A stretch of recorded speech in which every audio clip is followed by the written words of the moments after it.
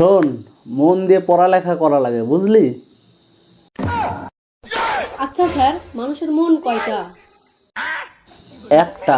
কেন? তাহলে তো স্যার আমি মন দিয়ে লেখাপড়াটা করতে পারবো না। কেন? স্যার, আমার তো একটাই মন, সেটাও তো আমি বর্ষাকে দিয়ে এসেছি।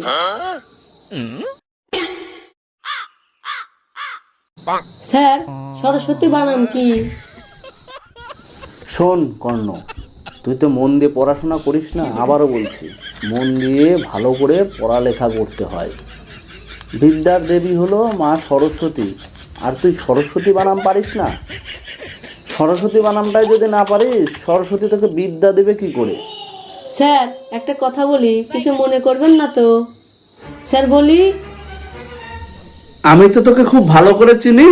তুই বলতে বললেও বলবি, না বলতে বললেও বলবি, তো বলেই ফেল। আচ্ছা স্যার, আপনি কি লক্ষ্মী বানাম পারেন?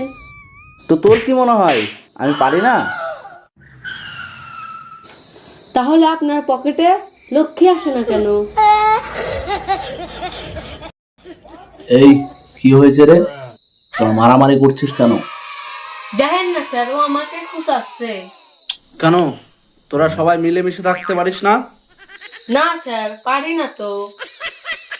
শুনে রাখ, 10 মিলে করি কাজ, হারে জিতি নাহি লাজ।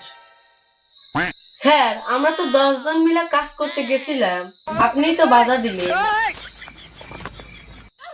কেন? কিভাবে? কেন স্যার, পরীক্ষার হলে আমরা 10 জন মিলে নকল করছিলাম, আপনিই তো বাধা দিলেন। আচ্ছা বল্টু, বলতো বিড়াল আর দুধের মধ্যে কি মিল আছে? স্যার, একবার ফাটাফাটি মিল, কিসের? দুইটা থেকেই ছানা পাওয়া যায়।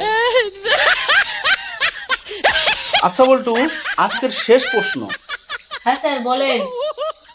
আচ্ছা ধর, তোকে দুটো অপশন দেওয়া হলো, এক পাশে 1 লাখ টাকা আর এক পাশে জ্ঞান, তুই কোনটা চুজ করবি? আমি টাকা। আমি হলে তো বুদ্ধি জ্ঞান নিতাম। না স্যার, ব্যাপার সেটা না, আসলে যার যেটা অভাব সেটা তো সে নেবেই। হ্যালো বন্ধুরা, আমাদের ভিডিও যদি আপনাদের ভালো লেগে থাকে তাহলে লাইক করুন, কমেন্ট করুন এবং সাবস্ক্রাইব করুন। আরো নতুন নতুন ভিডিও পেতে তোমাদের বন্ধুদের কাছে শেয়ার করুন।